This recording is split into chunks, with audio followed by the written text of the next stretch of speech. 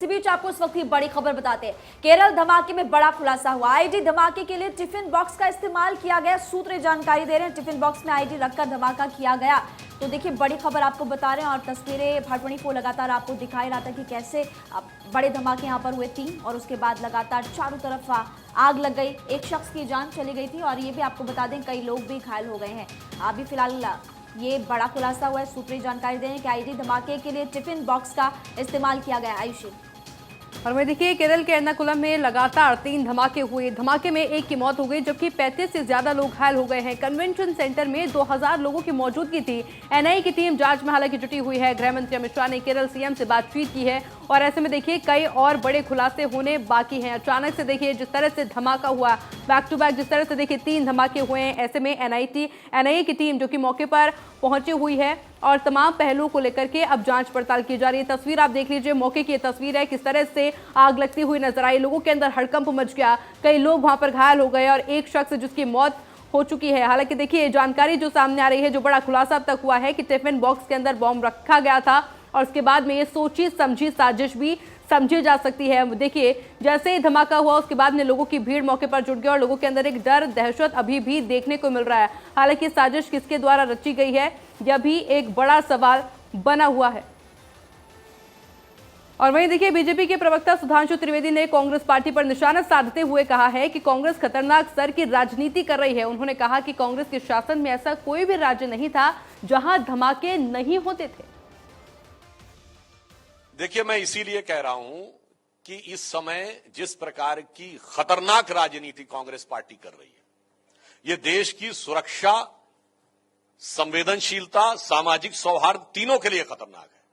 मैं याद दिला देना चाहता हूं कि हमारी सरकार आने से पहले 2014 से पहले, आज आपने केरल की बात कही है, भारत का कौन सा ऐसा कोना था जहां धमाके और नहीं हो रहे थे। उत्तर से दक्षिण तक, मतलब चंडीगढ़ से चेन्नई तक और सूरत से गुवाहाटी तक, लखनऊ से फैजाबाद तक, दिल्ली से मुंबई तक, आज वो सारी चीजें नियंत्रित हुई हैं। परंतु ये इस कीमत पर भी राजनीति करने को तैयार हैं। ये मोहब्बत की दुकान की असली तस्वीर ये है। आनंद मेरे सहयोगी मेरे साथ इस वक्त जुड़ गए हैं। आनंद, क्या कुछ अपडेट है इस पूरी खबर को लेकर, क्योंकि तहकीकात की जा रही है और इंस्ट्रक्शंस गृह मंत्री की तरफ से भी दे दिए गए। जी बिल्कुल, अगर बात करें गृह मंत्री ने जैसे ही खबर सामने आती है केरल के मुख्यमंत्री पी विजयन तुरंत बात करते हैं गृह मंत्री से। उसके बाद से ही गृह मंत्री पूरी तरह से इसमें एक्शन में आ जाते हैं। तुरंत उसके बाद से जो कि गृह मंत्री इस वक्त मध्य प्रदेश में चुनावी दौरे पर है, अपने दौरे को रोककर वो वीसी के जरिए गृह सचिव और तमाम अधिकारियों के साथ बात करते हैं और उसके बाद मीटिंग में ये निकल के आता है कि तुरंत ही एनआईए को मौके पर भेजा जाएगा। उसके साथ एनएसजी को मौके पर भेजा जाएगा। एनआईए की बात करें तो एनआईए एक नोडल एजेंसी है तमाम आतंकवादी वारदातों को लेकर। एनआईए अब शुरुआती जांच कर चुके हैं जिसमें निकल कर आ रहा है कि जो वारदात हुई है उसमें टिफिन बॉक्स का इस्तेमाल किया गया है, लेकिन बाकी जांच आगे जारी है। एनएसजी भी शाम तक या लगभग आधे 1 घंटे के बाद पहुंच जाएगी, जो वो भी जांच करेगी। स्टेट गवर्नमेंट अपनी जांच करा रही है। तो आप समझिए तीनों तरफ से तीनों सरकारें जांच करा रही हैं। इसके बाद देखा जाएगा तमाम सीसीटीवी को जो वहां के मौका वारदात के आसपास सामने आया कि मलापुरम में हमास का एक आतंकी जो कि वर्चुअली संबोधित करता है और उसके 24 घंटे के बाद एर्नाकुलम में जो कि प्रार्थना सभा बुलाई गई थी वहां पर यह घटना घटती है। इसको लेकर के अब इन्वेस्टिगेशन किस तरीके से आगे बढ़ेगी और क्या इजराइल हमास युद्ध और ये हमास लीडर का वहां पर संबोधित करना वर्चुअली, इससे कोई इसमें जुड़ाव, कोई लिंकेज?